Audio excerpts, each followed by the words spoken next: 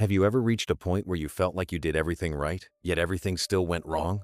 You fasted, you stayed up late in prayer, you kept your faith high, and you did your best to walk in obedience.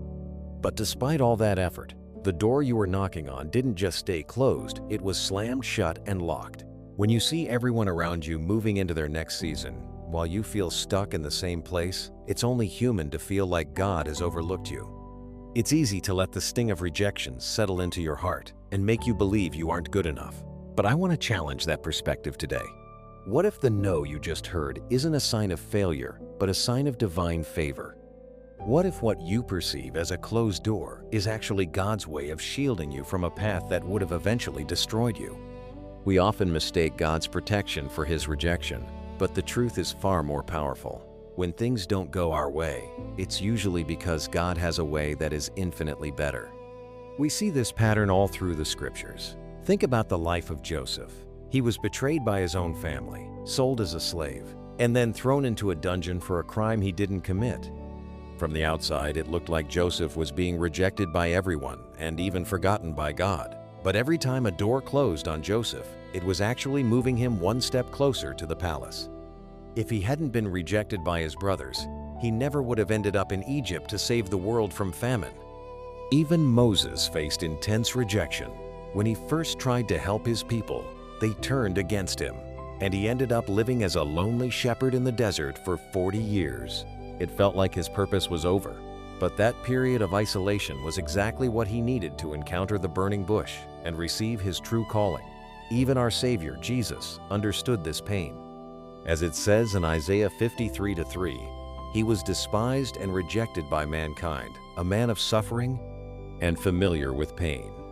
If the Son of God had to endure rejection to fulfill the ultimate purpose of salvation, we must realize that our own seasons of being pushed aside are often part of a much bigger plan. So, why does God allow this to happen? Why does He let us feel the burn of a closed door? Here are 6 deep reasons why your current struggle might actually be a setup for your greatest breakthrough. First, God is shielding you from things you cannot see. You might be crying over a job you didn't get or a relationship that ended, but God sees the hidden traps further down that road. He knows the heartbreak or the toxic environment that was waiting for you. In His mercy, He says no to protect your future. As Jeremiah 29:11 reminds us, His plans are to prosper you and not to harm you, to give you a hope and a future. Sometimes that protection feels like a wound, but it's actually a rescue. Second, He is building your capacity. If God gave you the big platform or the huge responsibility before you were spiritually ready, the weight of it would crush you. He uses these waiting periods to develop your character, your patience, and your integrity. He is preparing the person so the person can handle the promise. Third, He is clearing out the clutter. Sometimes we are holding on to people, habits, or comforts that have no place in our next season. God has to empty our hands so that we have room to grab hold of the new things He is bringing. It feels like a loss, but it's actually an upgrade. Fourth, He is correcting your course. We often have our own timelines and our own maps, but Proverbs 37:23 tells us that the Lord makes firm the steps of the one who delights in Him. If He stops you from going left, it's because the destination He has for you is to the right. He isn't interested in your convenience. He is interested in your calling. Fifth, He is teaching you to trust His voice in the silence. When the doors are closing and you aren't getting any answers, that is when your faith grows the most. It's easy to have faith when things are going well, but true spiritual maturity is found when you can say, like it says in 2 Corinthians 5-7, "For we live by faith, not by sight." The silence isn't an absence, it's a training ground for your spirit.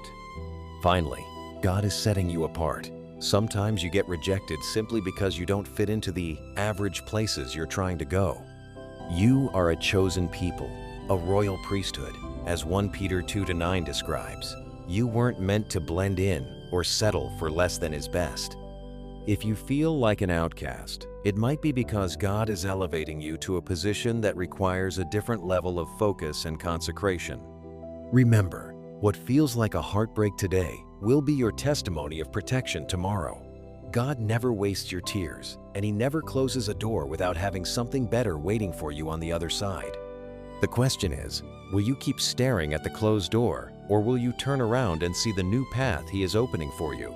If this message gave you peace today, please hit the like button and share this with someone who feels like they've been rejected lately.